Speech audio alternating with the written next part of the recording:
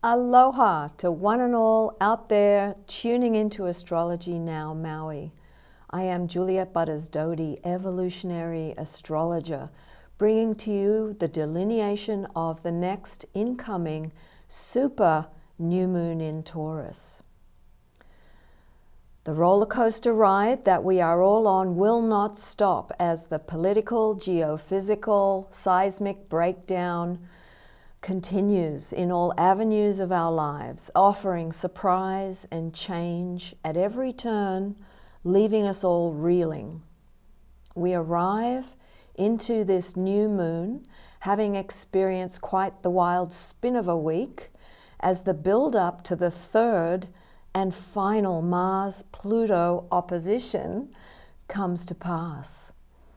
The exact day was on the 26th of April for the third meeting, and the new moon itself will be on the 27th of April.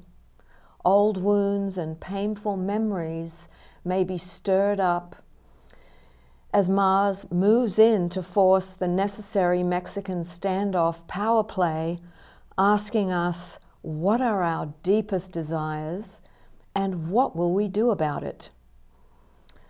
We have now lost our beautiful and eloquent defender of love, Pope Francis, just as Neptune left the watery sign of Pisces for now, until the fall, for a revisit before permanently entering into Aries on the Creator degree next February 2026.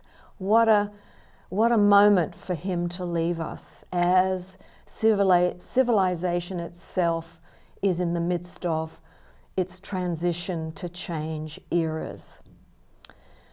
So Saturn is soon to join Neptune on May 25th, heralding a future destiny to be brought into form with some new directives. So where are traditions no longer acceptable in your world? As instincts, abrupt changes, and spontaneity starts to reign as we begin to try out for size now, and over the summer, the new energies of just where spirituality, God, religion, our instincts will lead us all next, as the traditional cogs of the wheel continue to break down. We leave the waters of divination and inclusivity to the fiery field of the instincts, of spontaneity, of fast and sometimes furious, a brave new world that is ready to birth and propel forward. So what will you weave into the mix? It's up to us, it's up to me, and it's up to you. Regarding the Mars-Pluto opposition, which is a big deal, it's been happening over the last 7 months. It's still involved in this new moon itself in Taurus. And so emotions run high as buried, entrenched emotions erupt, and perhaps lanced even, and they're exposed. Proclamations, confrontations, maybe even endings of power plays, could be brute force, may be chosen by some. And so with all these, shall we say, punchy motions that are building to a crescendo, tread carefully as we all navigate this terrain over the latter part of this month. Given that Mars is known for sometimes a violent approach, we can take this T-square that Pluto is involved in with the Sun and the Moon, and of course they're always together in a new moon, and Haumea, the mother of Pele no less, standing opposite the new moon and Sun, which finalizes and completes and empowers the force of a grand fixed cross event with this new moon. So a fixed energy element brings an entrenched energy. There's a holding of long-held energy that needs to be opened up. So that's what we're going to be looking at with this new moon in Taurus that's opposite Haumea. And we're highlighting a photo here of Haumea, the goddess, and she has been created here so beautifully. She's been shown at Viewpoints Gallery up in Makawao, and the artist is Anna Lindberg. And you can find her works and others at annalindbergart.com. She also has a beautiful goddess blog that she puts out as well. But Haumea herself holds powerfully firm with her regenerative energy to bring new life into being. She's the goddess of fertility after all, so we're experiencing here a very strong message to use the power, the Mexican standoff of Mars and Pluto in their opposition, to force through you to bring through your instinct. And instinct really is birthed out of needing to survive. And we are in a survival moment here this year for civilization as we shift into a new era.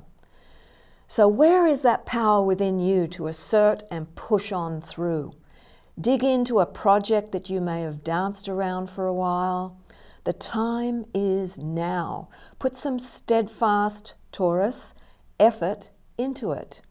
Watch for unconscious behavior patterns being triggered, fears and obsessions perhaps that may undermine your actions. That's the Pluto part. Use the energy that you're feeling to uphold and become more effective with your I am power. Ultimately, we are navigating and dancing alongside divine will, Pluto. So feel into it as you go. Use the Taurian energies that can assist us to deeply feel into all of our sensory bodies. There's 6 of them, which is called the somatic body. So it's time to get practical and get things sorted. This super new moon, the super part means seismic activity is potentially running high with the tectonic plates vulnerable due to the closer proximity of this new moon. So together with the solar activity incoming from the sun, which is running quite high, we have a lot on the seismic table currently. So watch for earthquakes, tsunamis, and so forth, weather conditions being upticked. So we're also having a financial, which is represented by Taurus, seismic event. We've just seen that happen over the last week because Taurus rules money. So the goddesses are bound here to do just that with Haumea, the mother of Pele, together with Eris, another goddess sitting very close to Chiron, the wounded healer who becomes the maverick teacher, calling us all, they're all in Aries, calling for instinctual action of the I am energy within us all. So use it. Varuna is yet another goddess who stands closely to Mars.